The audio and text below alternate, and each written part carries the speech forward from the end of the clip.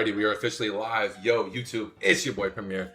That's Sir Props, and that's Bobby B, man. We're going to get straight into UFC London. We're doing a full card breakdown today. Subscribe to the channel if you're new. Turn them post notices on. We're dropping parlay videos. We're dropping breakdowns. We're dropping MMA news. We're dropping everything related to MMA moving forward on this channel. So let's get straight into it. First fight that is most important on this card that everyone cares about is probably watching this breakdown right now for. We're going to get straight into Movsar Evloev and Lerone Murphy. I would love to take the lead on this one, and I'm going to dive right in. My boy, my dog, my homie, bro, Movsar Evloev. This guy has made me so much money. If you like money, you like this guy. He's an undefeated Russian who trains out of American Top Team. I mean, he's 9-0 in the UFC. Yes, I'm not going to sit here and cap with you. All 9 have been grappling ragdollings. Essentially, besides the Aljamain Sterling and Arnold Allen fight. I mean, maybe Diego Lopez, we can say Diego Lopez did possess a significant submission threat in that fight. Dude, I'll never forget the moment when Movsar Evloev, he had his knee bent backwards in this fight against Diego Lopez. Y'all remember this? And he literally looks at I was just watching it. He goes, like, I'd never tap. I'd never quit. Just that look in his eyes, bro, it got me so... Oh, man, it gets my shit going, bro. That's the type of fighter I want to bet on. Somebody who ain't gonna quit. And oh, man, it just gets me so hyped, bro. It gets my blood going, bro. I'm literally gonna Uber this week to make Movsar money. I've been telling my wife all week it's Movsar money. It's a max bet. Big drop on the tables. First bet, 10 units. That's how I'm coming, bro. Straight on the money line. 10 to make 5. I don't want to put my money nowhere else this week, bro. Fuck Lerone Murphy. You fucking suck. Dan Ige took you down. You're 34 years old. You're coming in too late. This is the featherweight division. We're moving past you, kid. We're moving past you, and I can't wait. I can't wait. My boy's gonna get the S grip. He's gonna get his Gable grip, and he's just gonna maul him. Maul him.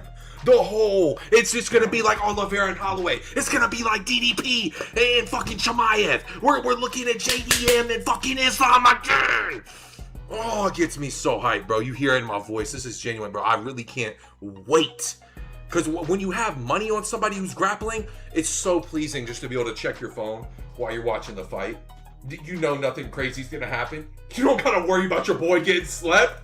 What? Well, I'm seeing all these clips from Lerone Murphy. Huss. I'm in good shape. Motherfucker, you're from the UK. You don't know how to wrestle. It's that simple. You ain't fought no grappler. Aaron Pico came out and tried to box. He's a Golden Glove boxer. Emmett's a one-punch KO bust man. Edson Barbosa striker. Dan Ige's not even a grappler. He took you down. Josh Kudalaba, Gabriel Santos. You had a split decision with Gabriel Santos. Like, bro, I can really sit here and roast him up and down the street, bro. He ain't fought nobody real. And this number 4 ranking is fraudulent. It's fraudulent. You got ranked number fucking 4 off Josh Emmett, Dan Ige, and Aaron Pico. Motherfucker, welcome to the big leagues. Welcome to the big leagues. You're fighting I'm spitting out my mouth. I'm going so hard right now, bro. I can't even stress how certain I am. And if I lose, I lose. But I'm putting 10 units on Movsar Evloev over 1.5. No bullshit. I'm gonna ladder that up.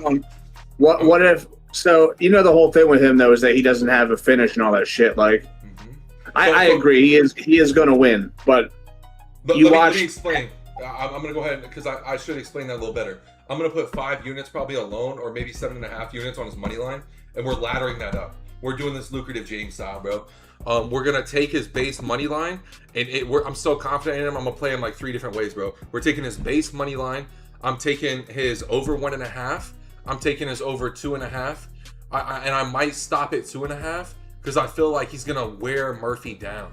It's gonna be a long grind, bro. It's gonna be 2 rounds of Murphy getting mentally defeated. He's gonna try to explode. He's gonna leave himself in a bad position. I could honestly see a late Movsar sub. Yes, the obvious play here is the decision. It's probably gonna be like plus maybe 150 or something. I haven't looked at any of the odds yet. I don't think they dropped this Wednesday. But if I could guess, it's like plus 150, plus 170 for Movsar's, or maybe even plus 120. I could see anywhere in that range for Movsar's decision. And honestly, I'm just going to play him. I'm going to take that base money line, probably put like 5-6 units on it. I'm going to take his next step up, which is over 1.5, probably going to put like 2 units on it.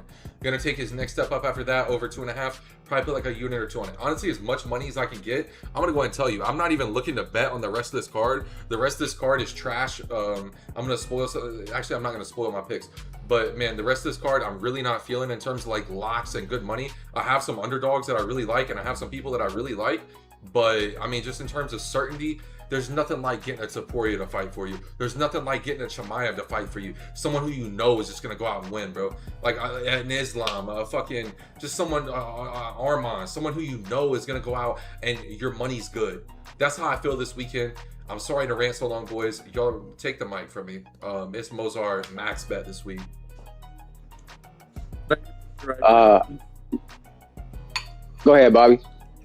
I like to make as much money as I possibly can, so I like to have it in. It's like Javon says, man. Like even the teams. Bobby, can you change your mic settings real quick? What's wrong with them? It's not picking up your voice well enough. Or just bring it a little closer, maybe.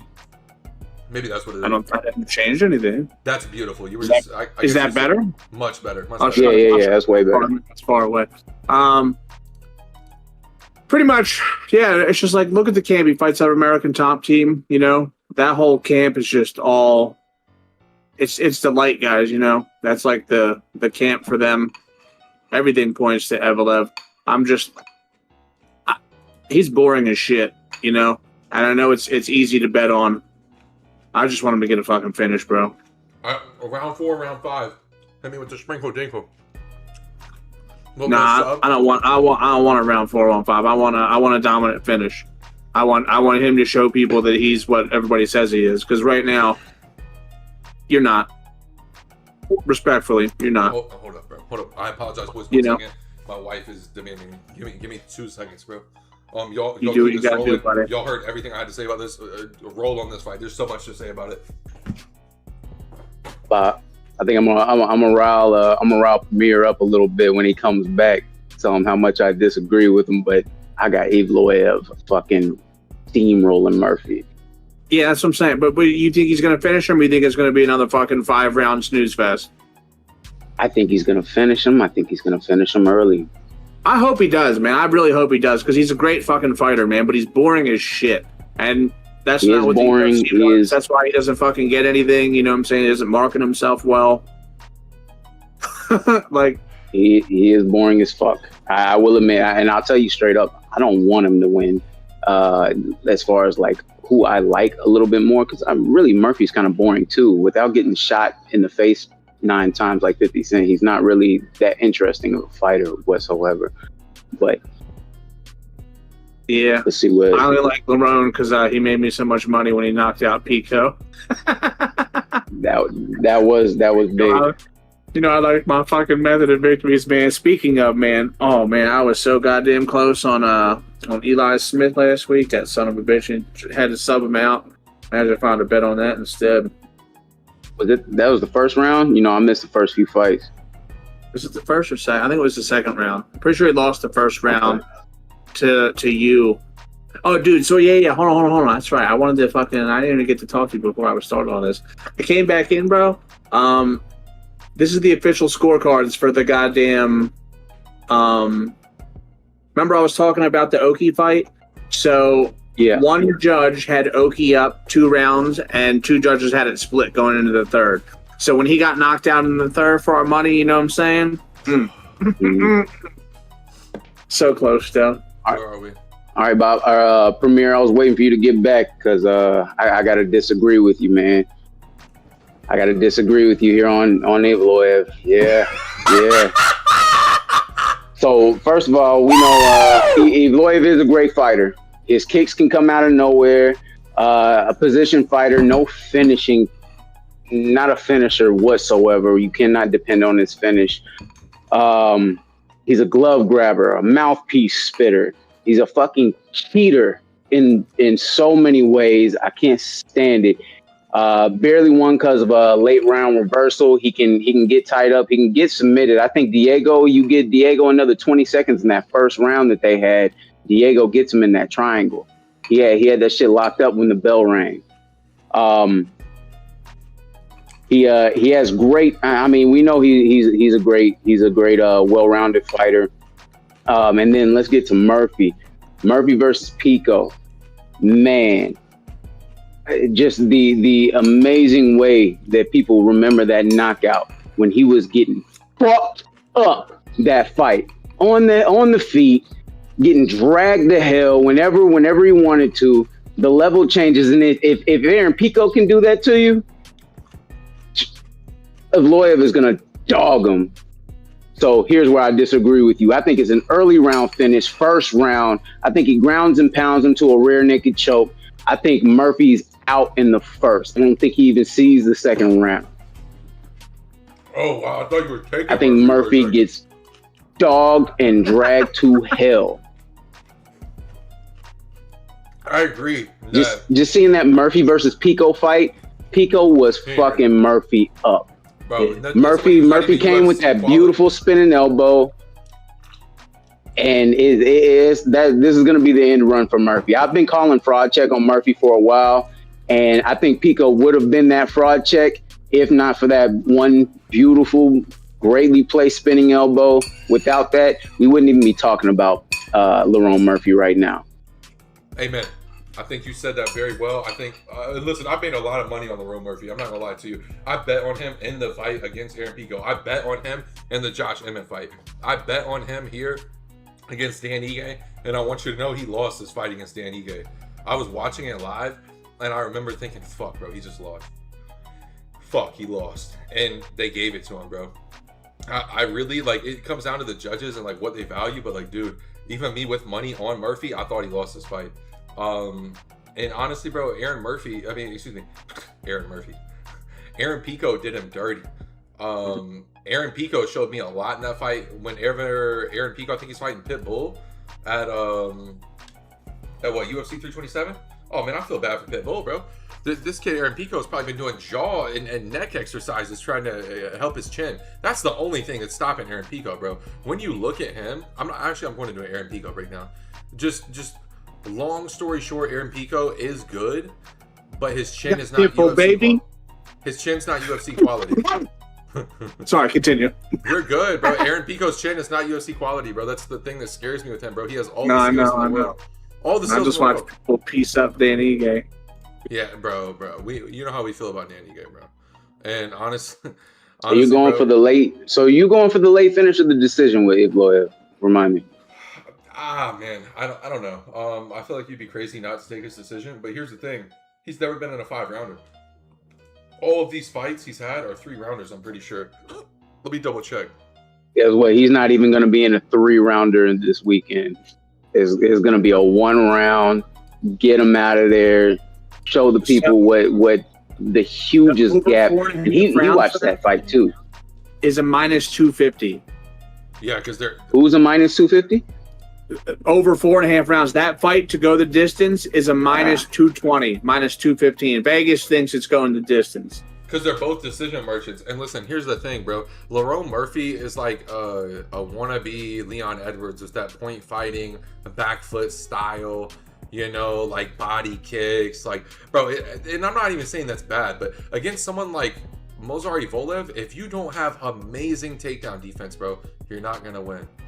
You're just not gonna win. I don't care how many push-ups you do. Hey, I don't care how. Yeah, hands up. Yeah, I'm getting my. Who am I? Who am I right now? That's literally how he's gonna have his guard. I'm Lerone Murphy. Whenever somebody swings at him, the man shells up so fast, gets his guard so high, he's gonna get his hips thrown out from under him. The second EVLOEV throws a couple shots up, he's going to shell up, and he's gonna get shot. I think it's a matter of time. I want Evloev to come over the top with the overhand, the signature overhand. Like you know, like if he just does that. Evloev round 1 submissions 1,400. Nah, I would get money if I was in America. If I was in America. Oh man, yo. That's why I didn't even do this. This just round 1 is 800 plus 800. Hey, anybody listening? Put me on that.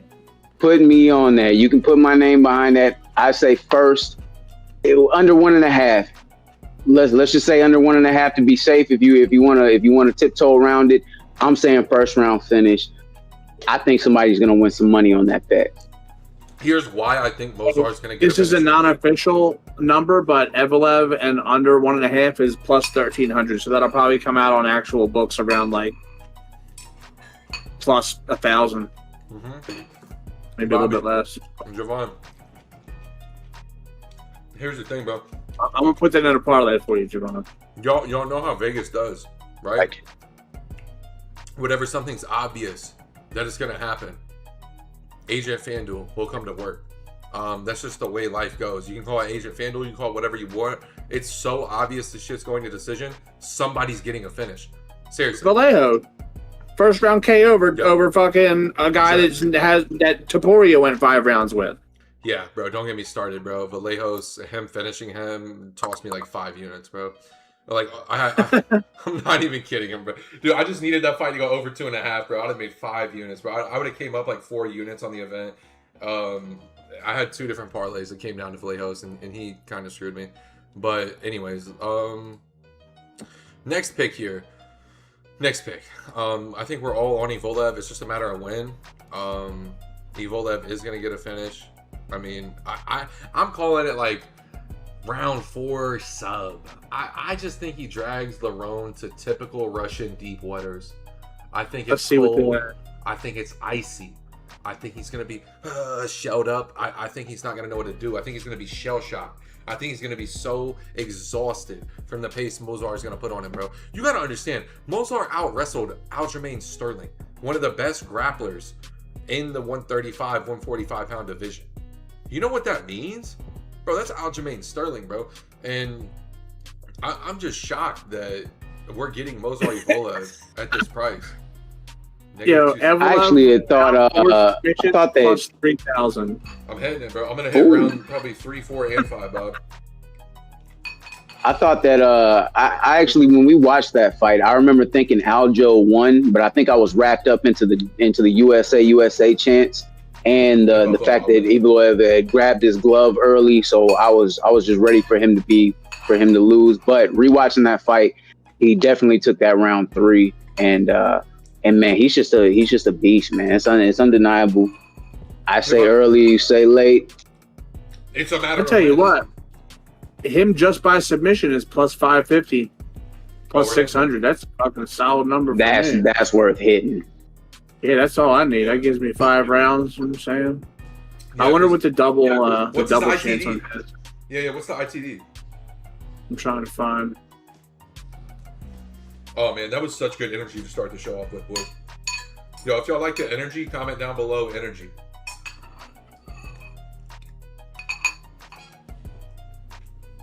Bro, foam legit came from my mouth. I was screaming so much. I was tweak.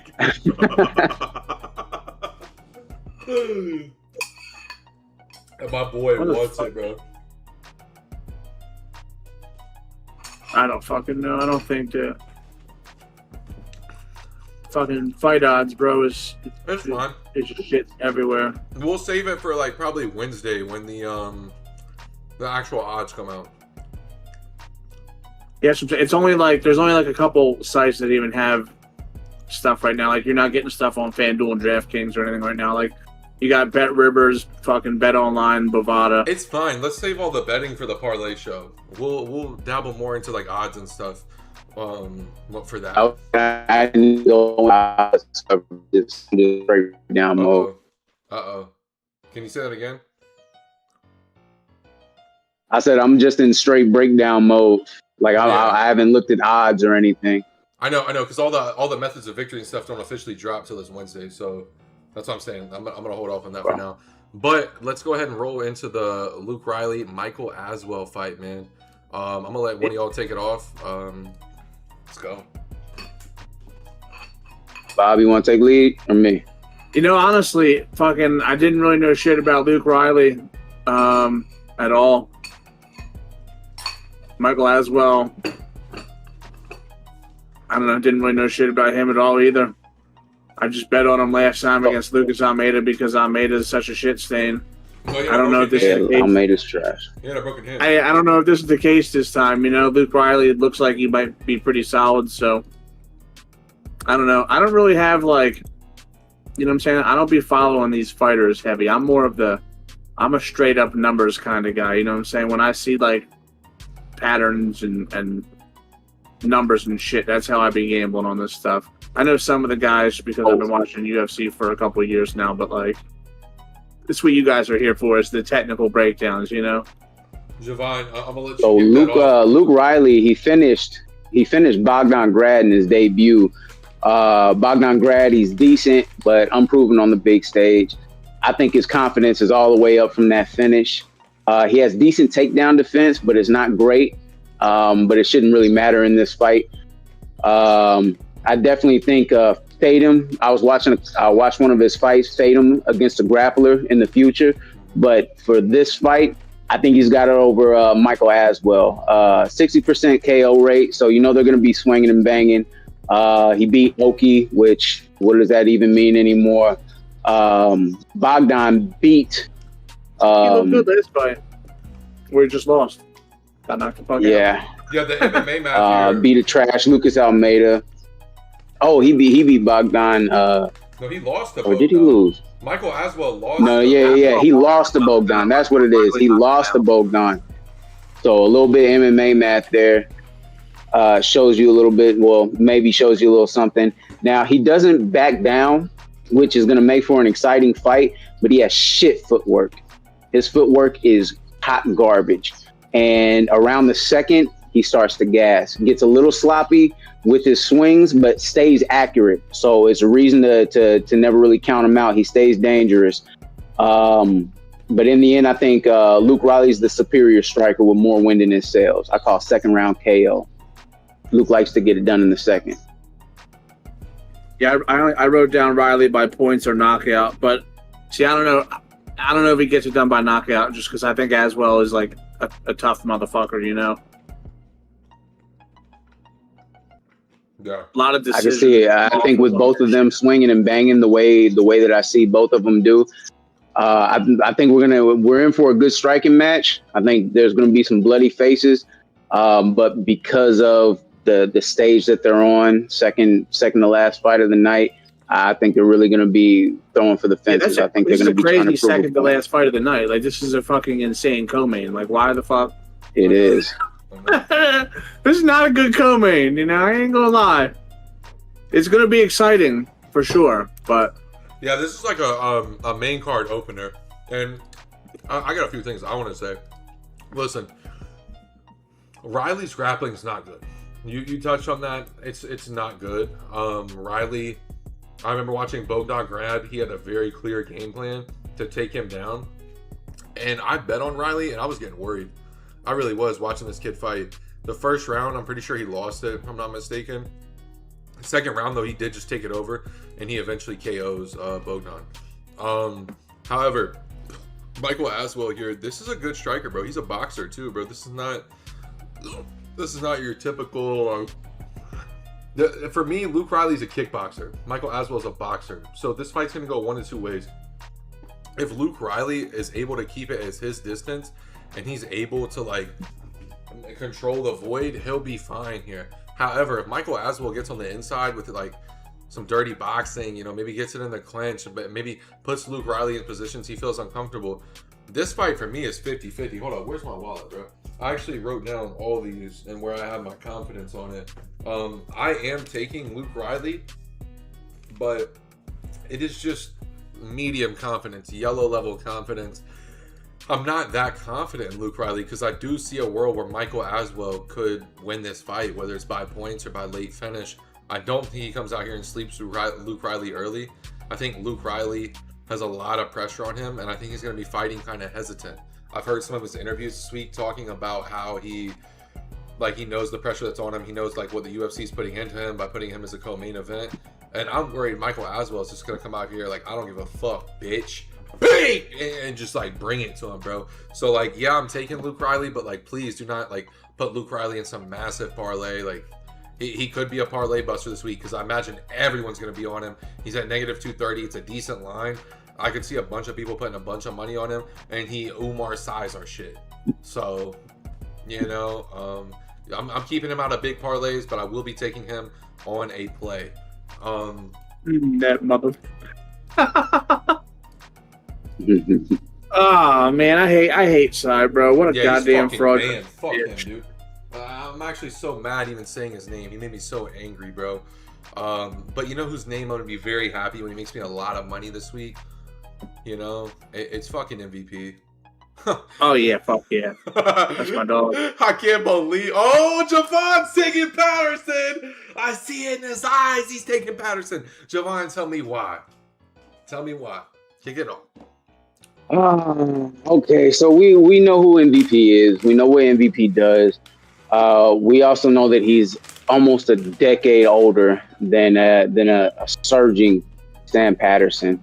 Got a KO. Sam Patterson got a KO against a decent Trey Waters and a decent Danny Barlow. Those were good fighters that he put to rest pretty handily. MVP's old, man, and I think Sam wins mid-late KO or possibly gives MVP a nice little sub finish. I think he might put MVP to sleep because his wrestling is superior, and MVP has great takedown defense, but the man's old, man. Get him his cane. I love MVP. Still good at range. I would love to see a highlight finish to get rid of all this disrespect that the UFC is giving him, because he shouldn't even be fighting Sam Patterson right now. That's bullshit. But there's a reason that he is, and I think it's because the UFC wants Sam Patterson to go ahead and make a name. They want him in those rankings. They want him up there, and that win over MVP is going to do just that. And I think that's what's going to happen. I think Sam wins. Yeah. Listen, I'm really high on Sam Patterson. I like Sam Patterson. Bob and I think we hit him here at underdog money, if I'm not mistaken, against Danny Barlow. Pretty sure we both bet on that. I've honestly loved Sam Patterson. This is actually very weird. This is the first time I'm going to bet against him. However, I know Sam Patterson's weakness. He's not a crazy wrestler. He's more of a sub guy. You know, like if it gets to the ground, he'll sub you. I don't think he's like some like Russian with his wrestling by any means. However, he is good when he gets it to the ground as subbing you. However, that's the problem. You even said it. MVP has good takedown defense, bro. I don't know if he's gonna be able to get it to the ground with MVP. I could see him MVP stuffing some takedowns early, and KOing him in like the second. I really do think that MVP is gonna frustrate this kid. I think he's gonna be too quick for Sam Patterson. I think Sam Patterson's gonna struggle to even get in range to shoot a takedown on MVP. I think MVP is one of the best in the game at controlling the void, and he gets severely disrespected. This matchup is disrespectful, and honestly, Sam Patterson's a little green. I think he's going to come out here and, bro, he literally lost to the Red Fox. I want to point that out too. Yanel's a little underrated, though. I'm pretty much right where you are, though, Premier, honestly. Like, I also think it's going to be a knockout. He controls, like, the range of the fight. So it's good. You know, the only person who he couldn't have... Yeah, like, the only person who couldn't do that in him was fucking Gary. Yeah, but, dude, Ian Gary, like, who would have thought training for an Ian Gary fight that you actually have to train takedown defense? And you got to give it Ian Gary, bro. Ian Gary is probably one of the most disrespected fighters in that division. He is really What if good. Sam Patterson comes out and does that? I'm number one in line for the disrespect. I fucking hate him. But hear me out, bro. You know, if you're fighting Sam Patterson and you're MVP, the only way you know he's gonna beat you is taking it to the ground. If Sam Patterson stands with MVP, it has to be a lucky one shot. And I shouldn't say lucky because anything that's timed well isn't lucky, but that's my point, bro. It's the probability of Sam Patterson being able to get into range with MVP. I just don't see it. I don't see it. And where I'm at with it, man, I gotta put MVP, and I'm putting him green. It is green level confidence. I'm very confident in MVP. And he's gonna probably go in some parlays for me. I can't lie. I like MVP a lot in this spot just because I feel too fast, too good at takedown defense. He's in his home crowd. Like, he's been dying for a fight. Like, I feel sorry for this kid. Seriously, like, MVP has been wanting to inflict some damage, and I think this is the kid who's going to have to take it.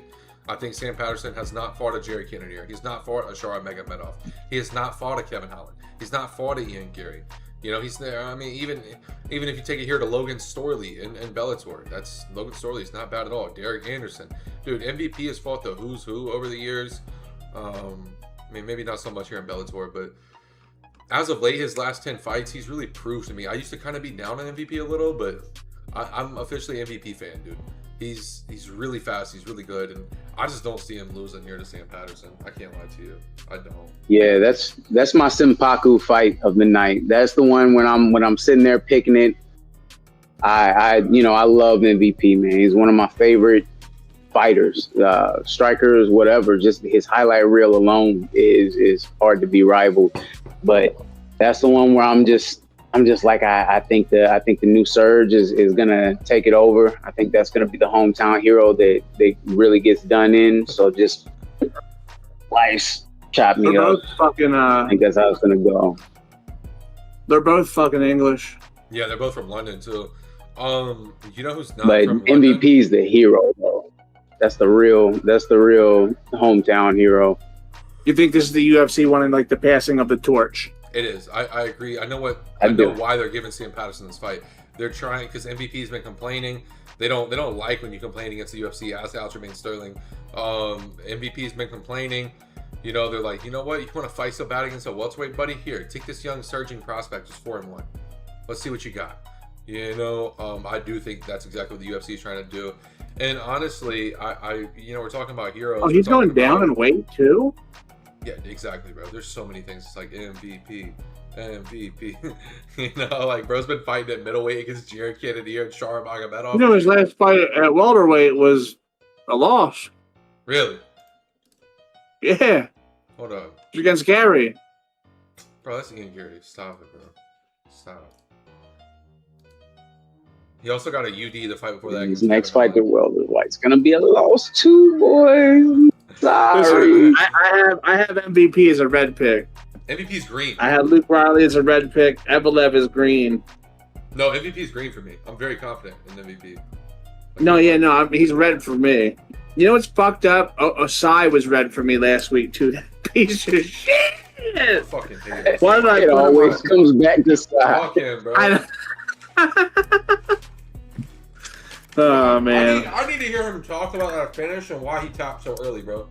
Like, bro, if your jaw doesn't get released to picture, like you. Because he bet against himself, bro. Bro, He fucking bet I need against to see a himself. Robert Whitaker jaw. I need to see a Harry Hardwick jaw for you to tap that fast, bro. That was weak. And Fucking Harry, that's my dog. He had to be getting his windpipe crushed or something, bro. I don't know what it was. But Bobby B, speaking of your dog, another one in the background. Your boy. You can hear them barking? No. Okay, yeah, they're fucking playing with each other outside, so. Just a Yeah, little. so. It's fine though, but when we talk, I can't hear it. Alright, cool, sorry. Okay. Yeah, we got my boy fucking my boy Evo here. You know, I love this guy on the Contender Series. This is when I was like, you know, real big into it. I was watching the shit out of this fucking guy. I was watching Muhammad Ali, you know, had a bunch of my boys telling me how they're from Maryland and how they watch Muhammad Ali and he's the best guy they've ever seen fight and blah blah blah.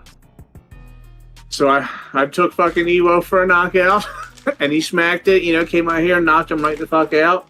I did the same thing in his debut against Ebo Aslan because Ebo is a fucking fraudulent bum. Again, I'm sorry guys. You know, you're not gonna get the most technical breakdowns from me. You're gonna get the fucking truth. All right, Ebo Aslan, bum. Right, so we bet against him to get knocked the fuck out. Austin Lane, what do you got here? You got another bum that likes to get knocked the fuck out. Now here's the thing. Ewo's going to be all up in that void, and I know Lane is too. And Lane's a big boy.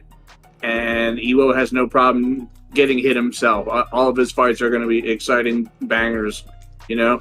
I'm not saying there's a chance he's not going to get knocked out as well. What do I have? Ewo. I have Ewo as a red pick. All right, that's my fucking dog, and he's a red pick. I have this by knockout, and I have the fight to end in a knockout. Bobby. Austin Lane's a big boy. He's got big hands, and he could easily, we saw it almost happen to Ewo the last time, but then Ewo didn't let that happen and turn around. Can we reminisce on that real quick? Because that's all I've been thinking of. That last Ewo fight is possibly the best short fight I have seen in recent memory. I've never seen it. It was almost like it was staged that way. It felt like a movie. The way the ties just kept shifting and turning, and the way Ewo stayed in that until he came out on top. Man, I'm a huge fan. I am a super fan of Ewo because of that fight. Austin Lane, he's gotten KO'd in the last 3 of his 5 fights against against absolute fucking nobodies. So easy. I think Austin Lane's on his way out with the chin on the opposite end of the spectrum as Ewo. I think Ewo gets it done. First round KO for Ewo. That's my pick. Does Ewo have any subs? He does have 2 subs. He's got 7 wins, 5 knockouts, 2 subs. Austin Lane, his last loss was a sub to Petrino. I wonder if Ewo comes out here and gets a sub. I'm probably going to throw in a fucking weird ass cycle with Ewo sub on it. When was his last sub? Ewo's? Yeah. Oh, Jesus Christ. 2024. He fought a lot in the last couple of years. Okay. It was like 6 fights ago, but he had 2 in a row. Still in the bag. Both arm bars. Let's see if Austin Lane's gotten any arm bars against him. No, just a rear naked. So yeah. Yeah. Listen, I don't know. Here's my touch on it. Ewo's got power, and I mean real power. I mean, you've seen it in the Aslan fight, kind of going off what y'all were saying there. But listen, here's my thing, bro. I have to put Ewo as yellow level confidence. Normally this would be a lock against somebody who's 1-4, but I just can't, in my right mind, put someone who is 6 foot with a 73-inch reach against somebody who is 6'6" with an 80-inch reach. He has 6-7 inches to cover from height and from reach. I'm scared Austin Lane is going to use his kicks and keep this fight in range. Like you said, bro, Ewo is not afraid to get hit. However, bro, Austin Lane is coming off a football career, and he's coming off an unsuccessful MMA career where he's been getting knocked out a lot. I think his brain... That's why his fucking head is so rattled. Yeah, bro, his head's not going to hold up, bro. I actually like Austin Lane, and I kind of was hoping he'd have a successful MMA career. It has just not been that, bro. He's lost to Justin Tafa. He's... The Diaz fight... The Mario. I'm not gonna lie, bro. You saying that like out loud really makes me think of the sub more, the Ewo sub, like 6'6", like you, bro. Is he actually 6 foot tall? Yeah, he is, bro. And like he has a 73-inch reach, bro. Austin Lane is 6'6". He's definitely gonna tackle him to the fucking ground and try to sub him out or ground and pound him. Like this fight is gonna happen on the ground for Ewo. There's no way he stands and bangs, right? With a guy fucking 6 inches taller and fucking. I mean, there's a way that the boy's a dog, but that should be the way that it goes. 70. If they've been doing any game planning at all, I think that should be the way it should hit the ground. And I think that ground and pound sub is sub is actually sounding kind of nice now. Yeah, I didn't. Yeah, I think I'm gonna take the fight to end in knockout out, honestly, because after hearing Premier say that out loud, man, I'm kind of leaning the sub now, although maybe it could be ground and pound. I feel like you're just not going to get a good price for him taking him by finish, It's got to be one or the other. What is the price? He's negative 410 to start. Holy shit. We'll find out. You tune in later in the week for those, boys. Yeah. We'll discuss you more motherfuckers, We'll discuss that a little later in the week, but something I want to discuss now, and I want to take lead on this. Roman Dolidze versus CLD. Roman Dolidze, he's 37 years old. He trains out of Extreme Couture. 76-inch reach, 6'2". Pretty good grappling, to be honest, man. I gotta be honest. Roman Dolidze has very underrated grappling. Really good grappling. I love Christian Leroy dunking, but he struggled a little bit with grappling. He's also has a loss to Armin Petrosian, and he also has a loss to Gregory Rodriguez. If you really look at CLD and who he's fought no one. Todorovic, Tuluyan, Ribeiro, Pulayev, Anders. This dude, Marco Tulio, is actually the first like notable person he's fought, in my opinion. I mean, actually Eric Anders too. That's respectable. You know, he beat. Bro, here's the thing too. Eric Anders was getting some success in the grappling in this match. Yeah, he's 2-1, but like, I mean, he beat fucking Ihor Peteria and Tresean Gore. Like, No. Tulio looks paper, but The Tulio trains how to shoot box. That aged terribly in 2 years. Yeah, I hear you, but here's the thing, bro. Tulio trains how to shoot box, and I've watched his game. He's a good fighter. If he ends up being Tulio's nice. Yeah, if he gets finished I know. it is what I'm it just is. saying. But hold up, I'm just saying that I'm taking Roman Doldiz, bro, and here's why. Roman Doldiz is the proven fighter. He's fought the who's in the division. He has wins over Marvin Vettori, Kevin Holland, Anthony Smith, Jack Hermanson, Kyle Dauskas, Phil Hawes. I mean, dude, like, he's beat some pretty big names, and I just don't think CLD's beat anyone on Roman Doldiz's level yet. I really don't, and I like CLD, bro. I just don't know if he's ready for this placement, bro. He could be our side this week, bro. Somebody who's like -3, -400 is going to launch money. It happens every week. And I'm trying to ask myself, who is that guy here? Who are people going to underestimate this week? The number 10 ranked UFC middleweight in the world? Fighting the number 27 ranked UFC middleweight who hasn't really beat anyone yet? Who has a tendency to get out grappled? Bro, Roman Doldiz, after getting embarrassed by Anthony Hernandez, if you think he's going to come out here and just get pissed on, I don't know what to tell you, bro. Roman Doldiz is going to come out here with a fire lit under him. He's got something to prove. This kid's out of Georgia.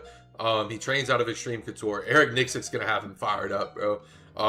One of these London boys is going to lose in front of their home crowd, and they're going to get pissed off. And it's CLD, bro. That's my opinion. I think CLD is not ready for a Roman Doldiz.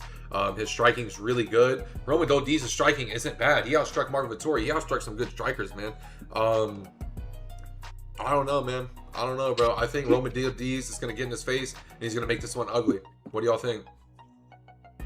I love how you pronounce his name because that gives me the opportunity to say Roman Doldiz nuts.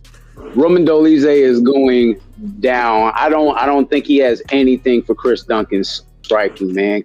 Chris Duncan's striking is beautiful. It puts the art in martial arts. It's so versatile. He gets real funky with it. Elbows come out of nowhere. You'll get hit from angles that you didn't even know he was at. Chris Duncan is about to spark out Roman Dolidze. My summary of it is that Roman Dolidze is going to be getting done in the first. He's going to start putting more pressure on himself in the second to try to make up for lost ground. When he does that, that's when he's going to get KO'd. Or because I do respect Roman Dolidze, I do respect his game a lot. He's a great fighter. Veteran in the game, fought everybody. He weathers the storm to a decision, but I do not see him beating Chris Duncan. I think this is going to be Chris Duncan's big step up fight. This is going to be the one that makes his name a lot more known to everybody. I have the same thing Javon has. I've written down. I have him as red just because like kind of where you're at, Premier.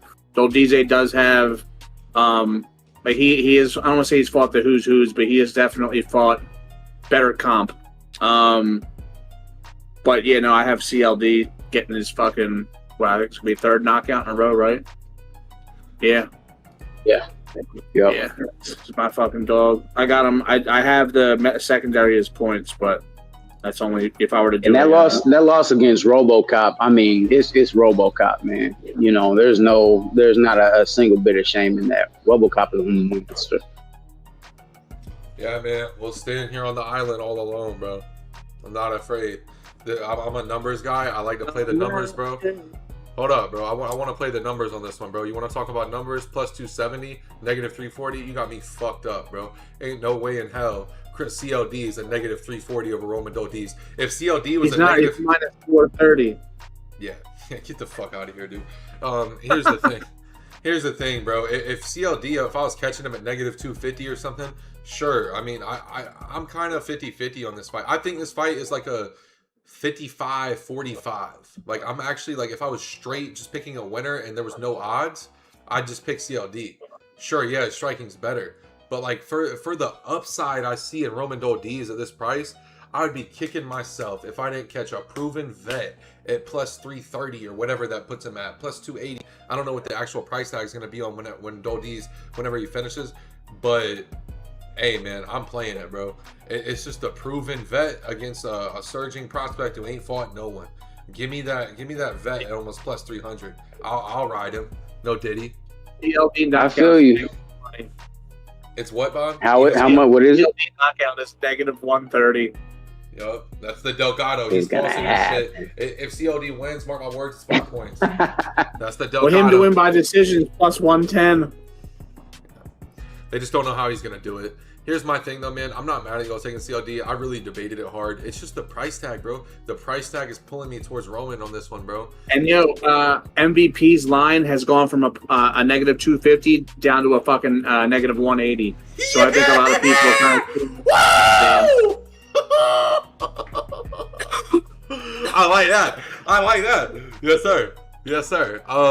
And hey, man. I want to hear what y'all got to say about this next one. I got something to say on it too. Y'all let me know what you think.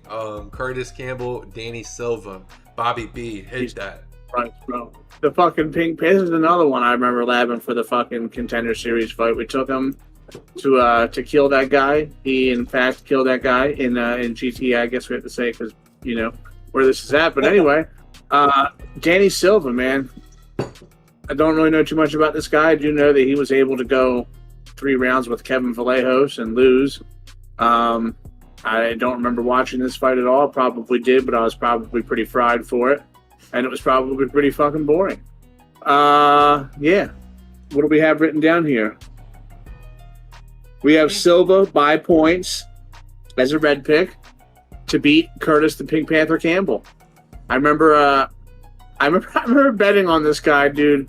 Just looks like an actual freak, you know? Love it. He's not your prototypical fighter at all. He doesn't look like it. No, for sure. And yeah, I think that's one of his biggest advantages that people underestimate him. I'm underestimating him. You know, I underestimated him when I bet on him, and you know, it worked. But I don't think we're going to be betting on him this time. I think Danny Silva's going to get it done. He's fought a bunch of shit, but you know, if you don't get knocked out by Vallejos, you're probably not going to get knocked out by Curtis the Pink Panther Campbell. Then again, I thought the same thing about Josh Emmett, so who the fuck knows, man? Who the fuck really knows anymore? Javon, what do you know? So Curtis Campbell, this is going to be his UFC debut. It's the most unsure fight on the entire card that besides, I think, the first women's fight that I have on here. I got Curtis Campbell.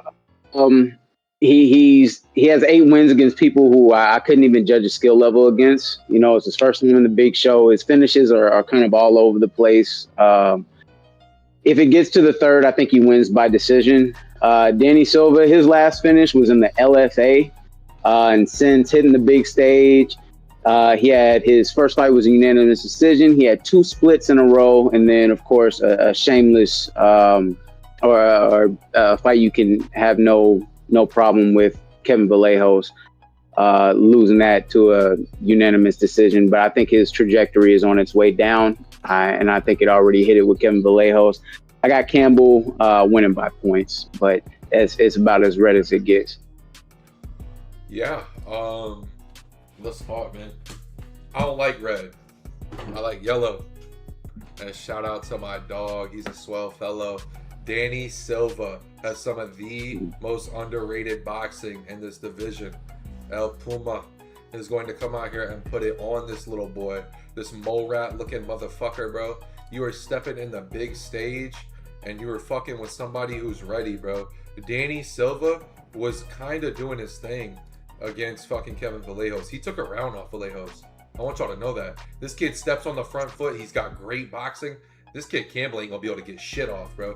He's another one of these like kickboxers out of the UK, bro. Fuck out of here, dude. Mark my words, bro. Danny Silva is gonna walk this fucking kid down, and at plus 150, plus 145, yeah, I'm gonna play that all day. I'm gonna fade these little Contender Series fucking dorks. Get the fuck out of here, bro. I'm tired of playing these Contender Series I kids. should have watched the fight. I'm tired of I'm tired of the Contender Series kids launching my money. Host by one judge. Otherwise, every other judge had 30-27. One judge had don't care. And we just watched one judge have fucking 30-27 for us for Oki. Who the fuck's the guy? Oki. No, not Oki. Who's the guy that they gave us one? Johnson. Charles Johnson, bro. That's my dog. Yeah. Bro. Skull Gang, stand up, bro. Hey, bro. There's always that one judge. Listen, bro. Charles Johnson really closed that fight -5,000, bro. I don't know what you talking about, bro.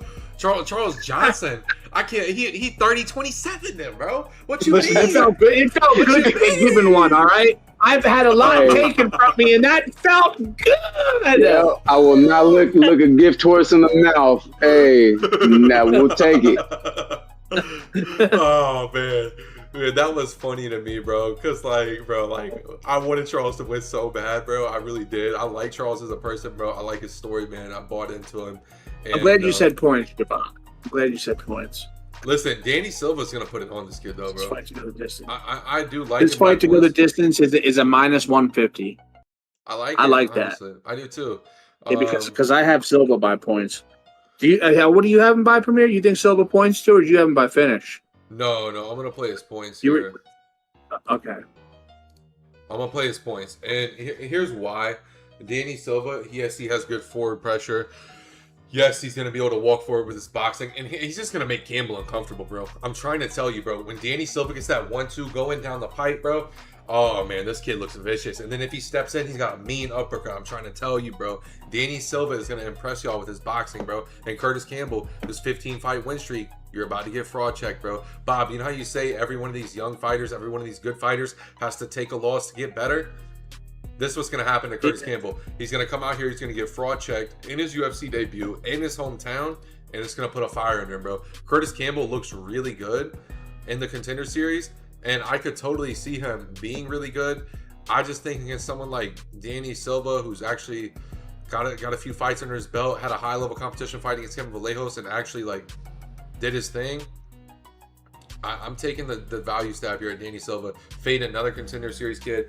Danny Silva is yellow level confidence, and I'll take that one to the bank. Let me ask you this though.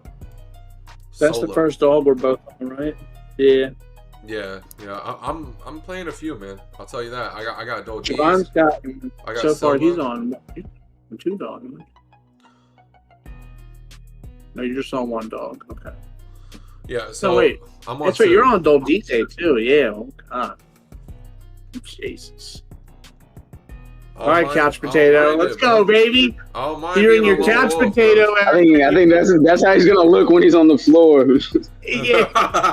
Doldite, I agree. Man, y'all stop hating on my boy, bro. And listen, here's the thing. If I lose the value stab at plus 270, plus 300, whatever it is on Doldi's, I'm okay with that, just because I'm gonna make so much fucking money off Mozart, bro. Y'all don't understand. Holy shit, I'm gonna make bank on Mozart. I've been telling my wife all week, baby, I need to make Mozart money. I gotta go out on Uber. I need to make some Mozart money. I want more money.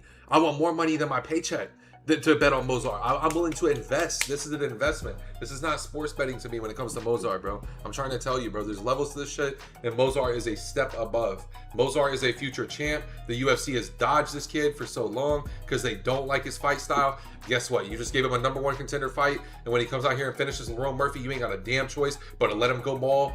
I don't even know if he'll beat Volkanovski, man. Oh God, I can't even get into that yet. Don't even get me started. We're getting ahead of ourselves. Mason Jones and Sola, bro. Javon, I think it's your turn to take it away. You want to start this one off? Sure. Mason Jones, he beat a provenly okay Oki.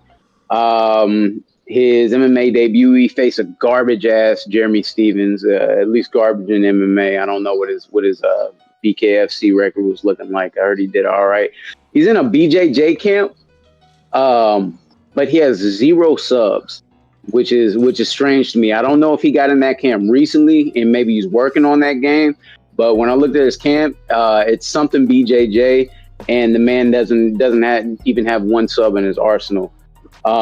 Axel Sola has a round 3 KO against a shit Reese McKee.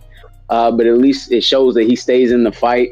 All but one of his win streak is all but one is in Aries FC. So I don't know if it even really means much, but I will go with Mason with an early round KO. But I lean toward the sneaky decision in a fight where both fighters crash out early to try to prove a point that never gets proven. Yeah. Jeff Mason to get his first sub here. First UFC sub anyway. You think he does, Bob? I think he gets his first UFC sub over Sola. And then my secondary will be points. I don't even think he knocks out Sola. Y'all got it all. Sola's big. He's a big boy. You know, what's he got, like 3 or 4 inches on him? He's got 4 inches on him. That's a big, he's going to boy. Be opposing. Across from him, he's definitely going to try to take his ass down. Yeah, and listen, let me put it to you like this, bro. Solo's a boxer. You know, y'all talking about Jones is a BJJ kid, don't got no subs. Bro trains out of his camp's name in France is literally Boxing Squad. He's an undefeated French fighter. I mean, I'm not really impressed with the Reese McKee victory at all, but I mean, when I look at Mason Jones, he almost got finished in this Oki fight. Sure, it shows resilience, whatever. But the Jeremy Stevens fight, not impressed. Cage Warriors. Lost to Klein. This Klein fight. This is a true boxer. Klein is probably levels above Sola as a boxer, but like it just shows he struggles against boxers who get in your face. Mike Davis is a pressure fighter too. I think Sola, with the pressure he's going to be able to put on Jones, he's just going to make him uncomfortable. I think Jones, stylistically, I just don't know if this is the right matchup for him, bro. I really don't. I like Jones normally, and I was very torn on this fight, so I have Sola as a red pick, but I am rolling with an undefeated fighter here at plus money. This is my 3rd underdog in a row I'm taking, and I just cannot believe we're getting somebody who's undefeated at plus money. I love taking stabs like that. This is his 2nd fight in the UFC. But when you look at Mason Jones, I mean, he had to go have a career outside the UFC to make it back to the UFC to beat Jeremy Stevens and almost get knocked out by Oki. His 2 fights back in the UFC haven't really been that impressed, I'm gonna be honest. Sola though, I'm not really that impressed with the Reese McKee one, but it's just like I gotta take another value stab here. I feel like literally couch potato, bro. It's just value. There's so much value on this card, bro. Like just going back to Mozart's line, we're getting value here. Mozart should be -500 against Laurel Murphy, but it's because he's undefeated.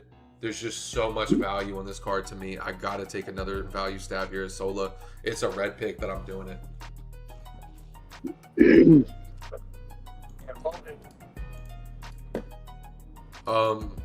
Bobby, have you got the kickoff one recently? Oh, I've been kicking them all off. Yeah, you guys, you know, Javon, keep going, baby. You're doing good. Well, Javon went last. I'm gonna go. Where we going? We're going into the Nathaniel Wood Kieto fight here, and I'm actually glad I get to kick this one off, man. Nathaniel Wood, 10-3 in the UFC, 5'6", 69 inches, training on a Great Britain top team. Featherweight, who actually made weight, 32 years old. Honestly, probably in the prime of his career right now. I don't know how he's not fighting ranked opposition. I mean, the dude literally has been fighting in the UFC since 2018 and is 10-3 in the UFC. His only losses are against John Dodson, Casey Kenny, and to Muhammad Naimov.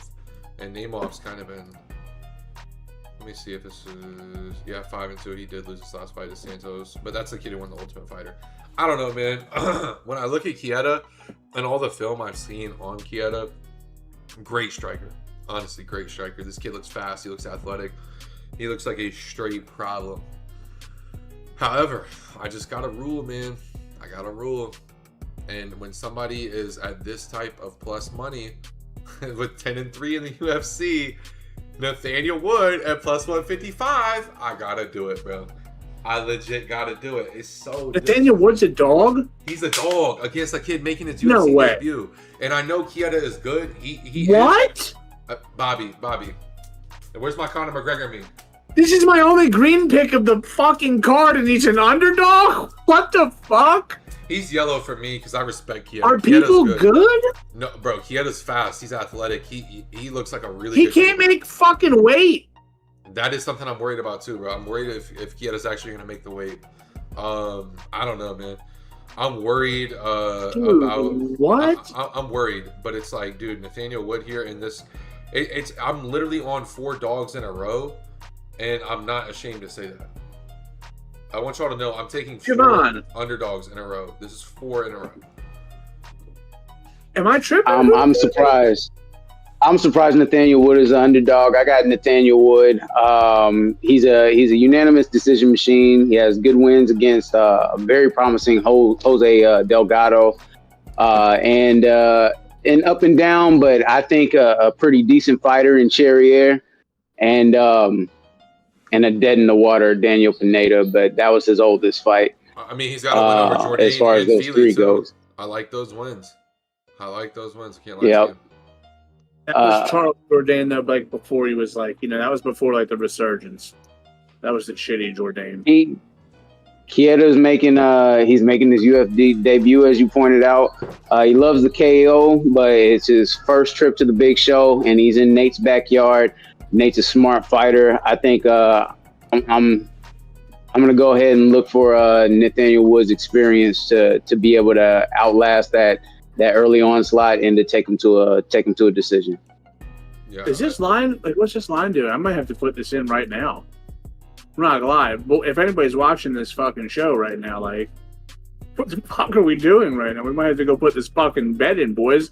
Is this line going down or up? Right now he's at a plus 170, and my fucking computer's not loading. Yeah, bro. He started at a plus 140. He Let peaked him at a go. plus 175. Now he's back to a plus 170. I wonder if this is back on its way down. It probably is. Plus 170 is not a bad spot to take him, bub. I will be taking Nathaniel FanDuel, he's Wood. plus 150 on FanDuel. Yeah. So I don't know, bro. I'm Plus right plus on you. 180 on DraftKings. I'm right on you with Nathaniel Wood, bro. Seriously. Like, Kieta unproven, Curtis Campbell unproven. 2 kids making their UFC debuts. They're both almost negative 200s. Mason Jones here. Honestly, this is like a pick'em. If you even want to call this underdog. I'm going to be putting in this underdog parlay of Danny Silva, Nathaniel Wood, Doldies. Seriously. That's a 3-leg that I actually don't mind. And I gotta take the stab here, man. Someone else I see a great opportunity to take a stab at in terms of money. I really don't even feel like I like to make money, Bobby. That's why we can't do this on Twitch.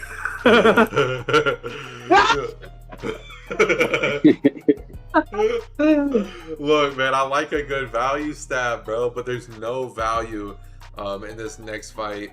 I just want to hear somebody. I don't know whose turn it is. Somebody take it away, bro. Bro, it's Javon's turn. It's always fucking Javon's turn. Hit it, Javon. So what we got? Is this we're on Mario Pinto versus Felipe Franco? Yes, sir. Let's see. So I'm looking at their stats, and I see the way is Felipe moving up? Can't tell you right now because I'm betting on fucking Mr. Wood. He is. Because I have on their weights, it said Mario Pinta, who weighs 265, versus Felipe, who weighs 205, and I wondered who was facing somebody's son up with their dad. Okay, he's moving up, so I'm curious at 265 how much weight is Felipe gonna go up? Mario 3 KO wins in a row. First win was on Contender. He's been known boys out for years. Oh, he's been knocking boys out for the years. And I like the fact that Mario came from a league where they still do tournament style fights. I think that puts a grit in you that some of these fighters these days don't have. Being in those tournaments, those were the fucking dog days. Those are the fucking real make a man out of you type shits. So I really like that he's been a part of that.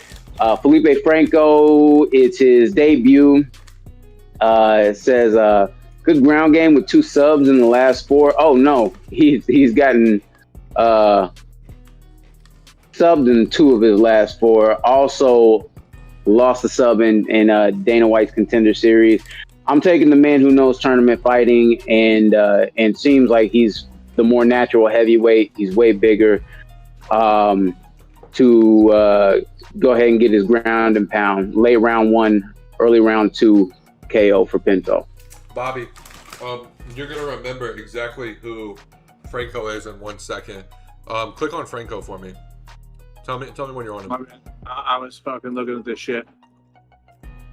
Bobby, Franco. tell me when you see it. I want you to know when it hits you, it's gonna hit you. Yeah. Yeah, he's the guy that lost in fucking. He gassed out against fucking Freddie Vidal, the gym teacher. Okay. No, Bro yeah, is actually I know. a gym teacher chasing his dreams. Pinto is a yellow pick. Pinto's a yellow pick. I couldn't decide what finish I liked more. We're just on his finish. He's gonna green. He's gonna fuck. Green. Yeah. Well, you know. Green. Listen. There's only some people that can have a green label, all right? What's this guy's line anyway? It's probably like... No, because it's tied into your line, too. You can't be green if your line's too absurd. Like, that's why EVO isn't fucking green. You know, like, EVO's line was fucking absurd. It was like a minus 700. That's not... -7. He's -4 on Topology. What, is he really -7? It's up to a -6. -670 on whatever the fuck book this is. You gotta play Austin Lane KO round 1 as a hedge. You just got to, bro. I'm not even trolling. Just as a hedge, you can put $1 or $2 on it and you'll make like 50. Honestly, you're right. That's just as a hedge. Honestly, that's the only way he'll win. And I'm willing to sacrifice $1 just to hedge my money. Yeah, but it's probably not going to be the best odds. Hold on. Listen, I'm just laughing on the inside because I keep imagining somebody getting beat up by their gym teacher. Bro, I know, right? I know. Yo, Bobby, is Pinto going up or down? He was on FanDuel. I mean, on not FanDuel, but Topology here. He's -550. What is he on? What is he right now? Hold on, trying to find his money line. Yeah, dude, his money line says fucking -800 on or -900 on DraftKings. FanDuel's isn't listed on DraftKings. This started at a -550 and it's down to a -900. That's what I'm saying. Is that like that money line? You're not green at that money line. Yeah, I didn't know it was that bad. I seen the -550 here. I mean, regardless, though, I actually like Pinto in this fight. Pinto in his last fight, he actually impressed me a lot against Jonty Diaz. Jonty Diaz, an experienced kickboxer, or Denise, excuse me. He is good, bro, and I actually like him. I think in certain spots he'll be good to play. I remember, Bob, we bet on Pinto because he was +110. I caught him at +110. I was happy at that. Here's the thing, though. Franco absolutely sucks, bro. Like, genuinely sucks, bro. Freddie Vidal, I'll never forget. Like, bro was just like level huffing and puffing. And who's his coach again? Who was the guy in the corner? Ray Longo. Freddie, come on, Freddie! Yeah, bro, I remember it, bro. I remember that, bro. That was so funny, bro. And man, that whole fight, you want this, Freddie? That whole fight was just like, why is this on the Contender Series? Seriously, that looks like regional MMA to me. Not even gonna lie to you. And then he expected a contract after that shit. No, then Freddie Vidal came back, remember, and he lost again on the Contenders. Or, no, I shouldn't say again. He lost on the Contender Series. Bro got KO'd in the first. Yo, I'll never forget. This was the fight. Dana White looked at this guy and he's like, yo, thank you. He was stinking up the place. Or he was like, thank you for saving my Tuesday night. Or something. Dana White was like, he did not like Freddie Vidal, bro. He did not like him. Because Freddie Vidal came out there trying to put him in the Dana's such a fucking dick. Yeah, that was kind of douchey, bro, but it is what it is. I wonder when we're gonna get this fight. Hey, man, I'll just say this. This is why I like Pinto, because I'm playing him ITD. For me, that -900 line is not a thing. I'll take the -3, -400 line at ITD. Don't care. I'll take it. ITD, -3, 400. I know it sounds nuts. Normally, I'd stay away from it. But, dude, Pinto is going to finish this kid. Franco is... It is. It's -450. I like it, bro, because it's like... Pinto by submission is +350. Pinto by knockout's -175. So then we're going to play a sub. That's what we're gonna do. Negative 300 on Poly Market, whatever the fuck that is. That's the play, bro. Because Pinto likes to take you down and get on top of you and have his way with you. And to a fighter who's gassing out, I mean, you're gonna try to gas out, stand up too quick, give up your back. I mean, we see it every week. Punches from full mount. Even in his ground and pound here, he is in full mount. He's I'm just on the not ground. gonna bet on this fight. I'm gonna play. It should be over quick though. I'm gonna play a sub, bro. I know he's only has one sub win, but he goes to the ground. You know, the guy goes to the ground, and that's the only value is his ITD or his sub. So, I don't know, man. That fight is almost feels like a trap fight. First or second round knockout would be the only thing I could even think of. But even that, like, first round knockout, you're probably only going to get, like,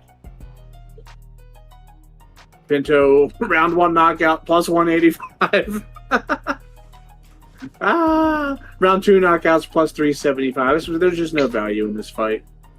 Listen, at all. You Bobby, actually before we do the thing, I'm gonna let you. I don't know who's up out of y'all, or I don't know if I'm back up here. I'm kind of losing track. Real quick, don't sleep on the round 2. What'd you say the odds were for that round 2 knockout? Plus 375. You think that everybody's gonna have the bet? That's value. 1? Don't sleep on that round 2. All right, you know what? We're gonna put that in with the CLD round prop. Or actually, we're gonna put that in with the EVLOEV round prop. EVLOEV round 1.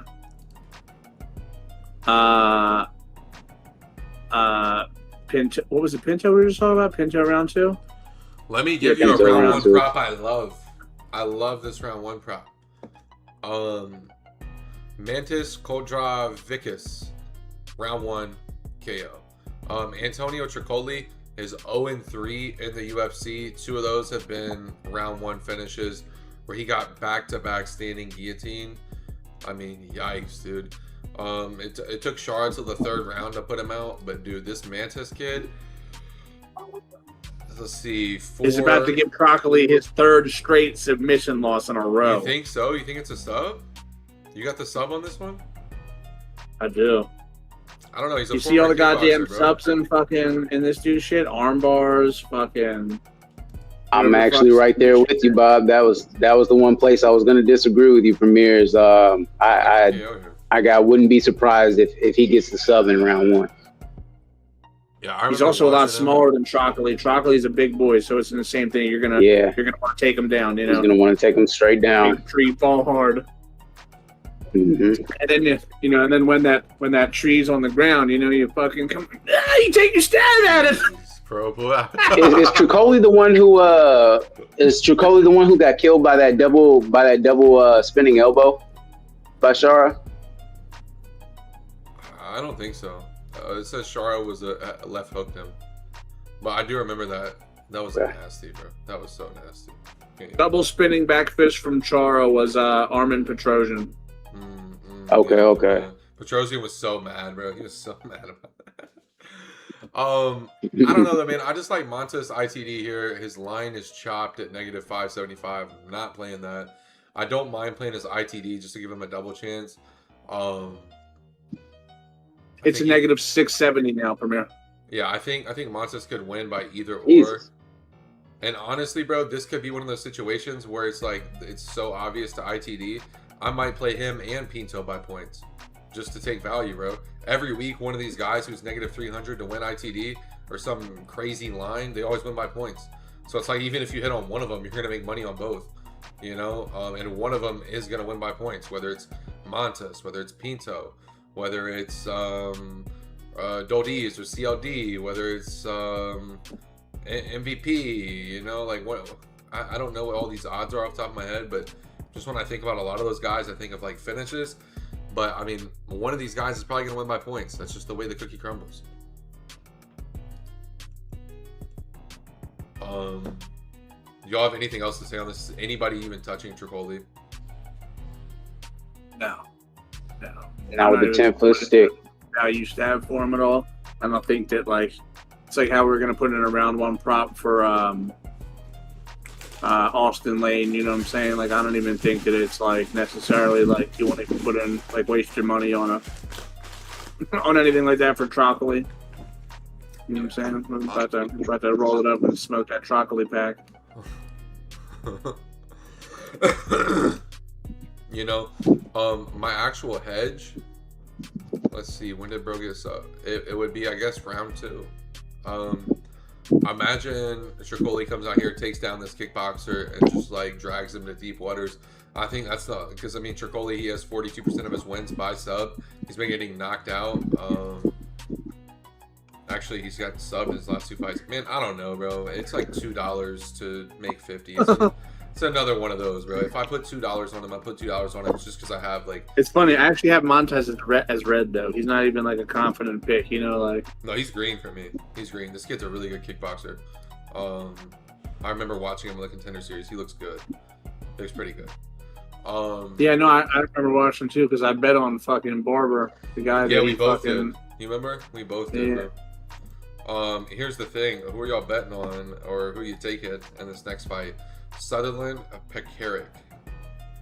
Are you taking the bear or the gorilla? All right. I'm personally taking the big sexy bear. All right. Fucking, you know, Louis out here catfishing with his Tapology picture too. You know, shame on you, Louis. We get paid the bitches for that. Show up at their house and they're just sitting there all fucking. This is not good. Anyway, we're taking the bear. All right, we're taking the bear. Knockout. Easy peasy. Javon, You know what I say that? Javon, you got some Louis background wrestled coming with through. that. Yeah, it's probably the beautiful fucking ocean breeze, bro. He's, you know. Okay, it went away. It might be. Maybe I gotta shift the wind. The wind You're did just good. start It went hitting.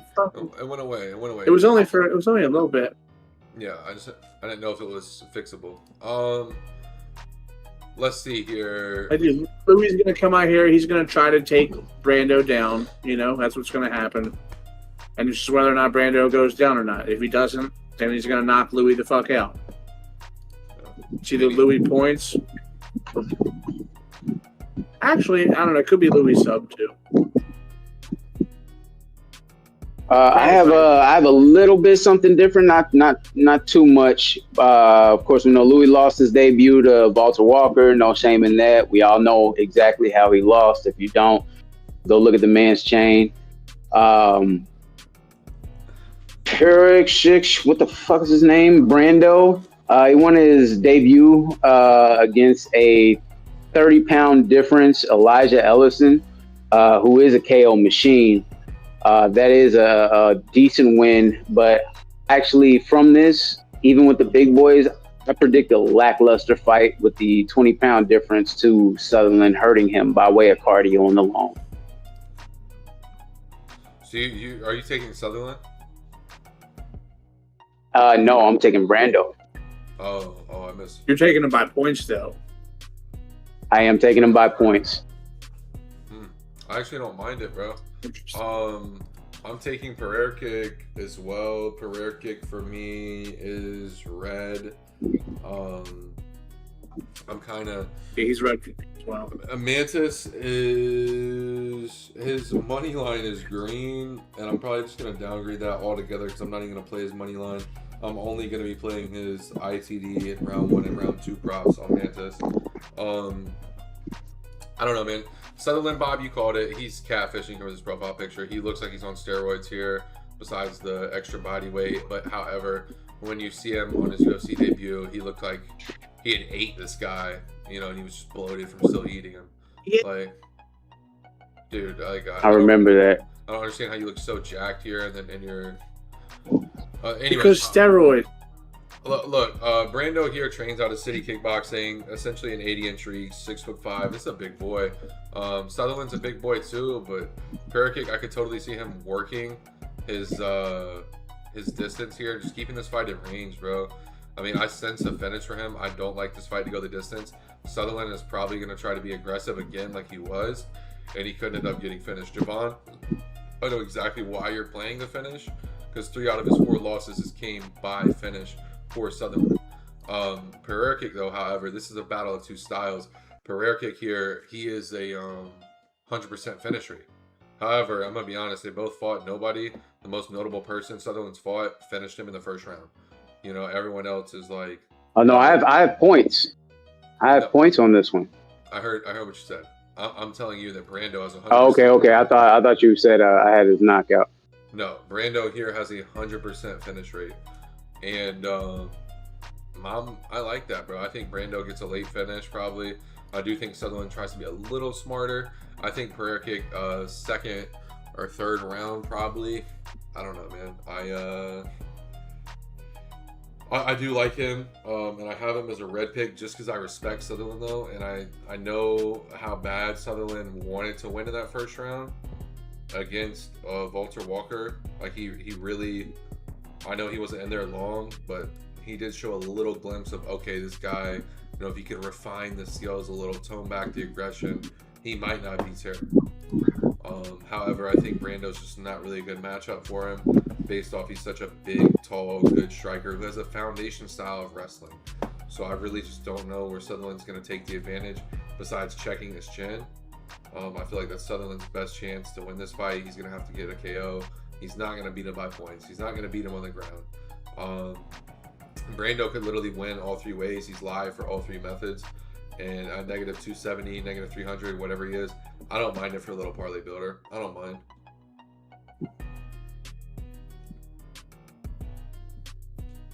Okay. Next fight. Y'all tell me who you got. Bobby B, it is your turn to kick it off. I feel like me and Javon have kicked a few off probably. Who do you got here? Shamrock or Abdul Karim also? Yeah, you got a bunch of fucking randoms. You know, they needed to fill out a 14 fight card, so they were like, all right, like let's scrape the bottom of the barrel here. Let's find some shit and let's throw it at it and hope it sticks. That's what we got here in Shamrock and Al Kadim Seaweed. He said seaweed. We're taking Shem by knockout. You know, he's the fucking hometown guy. Oh, man. I'm going to say some crazy shit that we're not allowed to say, but listen, Shamrock knockout. You know? Why? Because he's got 9 submissions. That's exactly why. One thing I'll say to kind of help your point, though, our boy who he's fighting, 100% of his losses are by KO. So it's like Shamrock's got to know that this kid doesn't have a chin. Something else you didn't mention as well, I don't know if you are realizing the ring rust that is going to come into effect. It's actually 2 years outside the octagon for Abdul.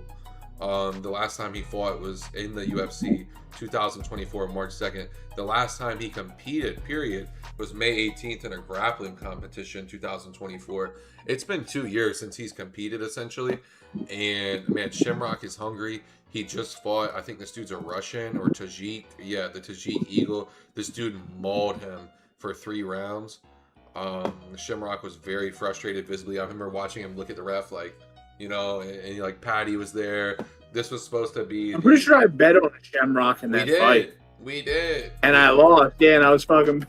No, hold on. I can't. You better redeem me this time, motherfucker. I can't remember. I remember seeing Sambo, and I think I bet on the other guy. The dude's fighting style is wrestling/Sambo, and he was undefeated. I'm 99% sure I bet on him. Shamrock, though, just honest, I just can't. I can't in my right mind not take him. Coming off of a tough mauling, and you get a chance to fight in front of your home crowd.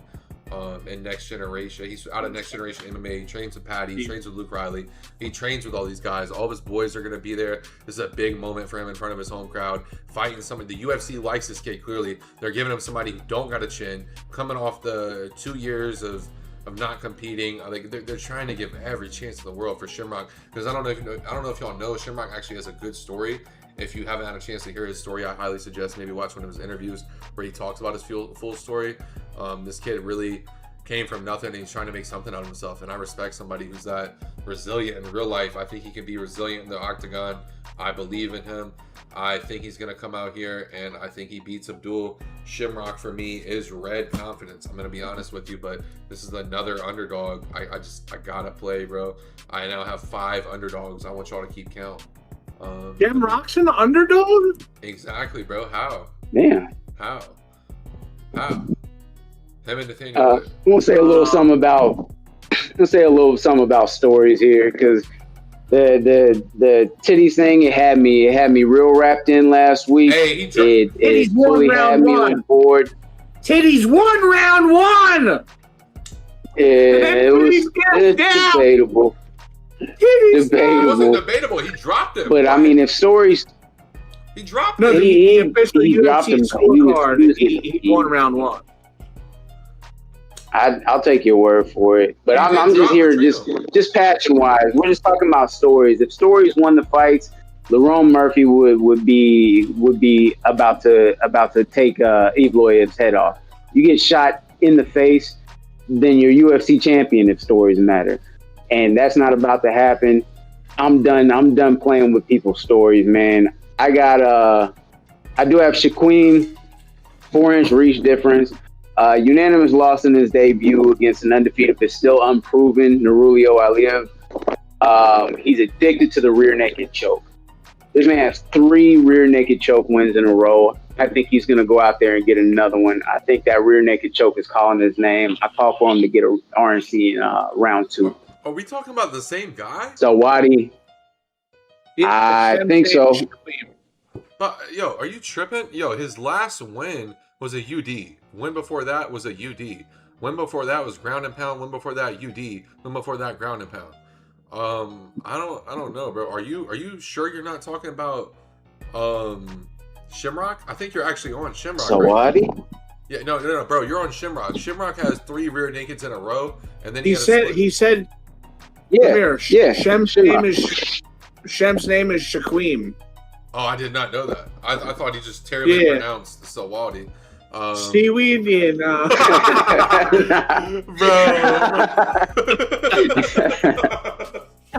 No, I kind of had me fucked up when I was looking for him too, because I was looking up Shaquem and it kept showing me Shem. I'm like, what the fuck?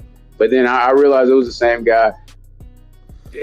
But he loves that rear naked choke. It's fighting out of that patty gym. They love to wrap people up and get them twisted. I think the rear naked choke is coming again.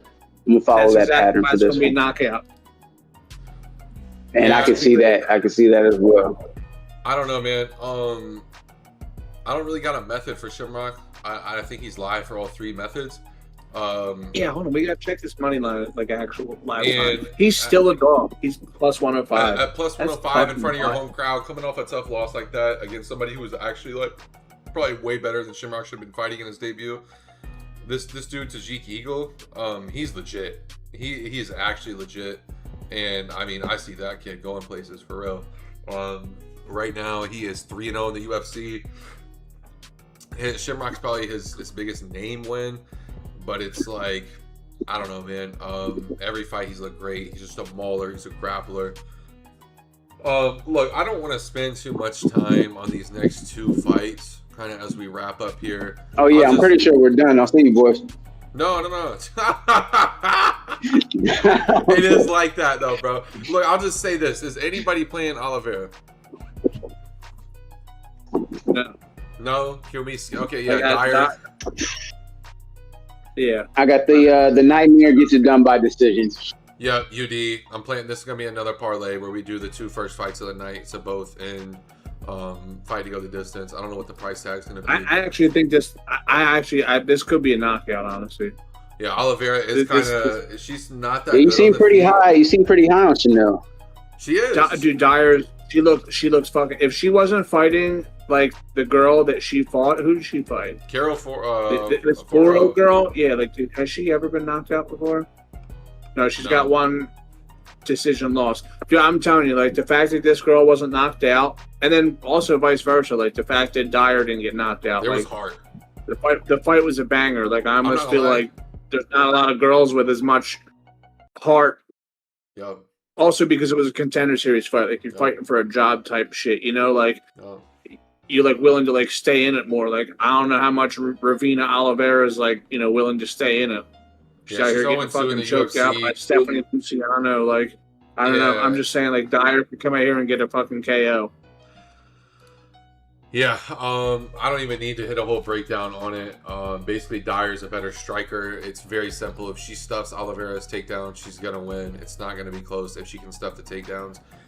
Dyer is still a red pick for me, though, just because I don't know if she can stuff the takedowns. I haven't seen film on her against her. Same. Yeah, I can't play her at anything past red.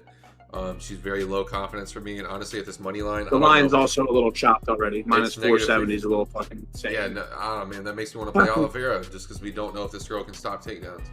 You know, but Yeah. Officially, I'm playing Dyer. I think she's a better striker. This next fight, this is actually probably a better quality fight than the other women's fight. Who do y'all have here? Melissa Mullins, Luana Carolina. I got Mullins as a Bet on black, baby. Bet on black. Melissa's been KO'd in half of her UFC fights. 2 out of 4 fights, she's been knocked out. Bet on black on this. You know, honestly, I can't tell you that you're wrong.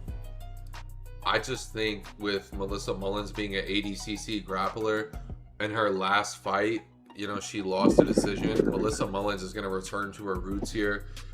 Carolina, if I'm not mistaken, she did struggle against Michelle Matugo, knocked out by Molly McCann. That's all I need to say. Knocked out by Molly McCann. Knocked out by like low level competition. And all of her wins are against like, I don't want to say shit stains, but 11-7, 14-9. Is this girl even in the UFC anymore?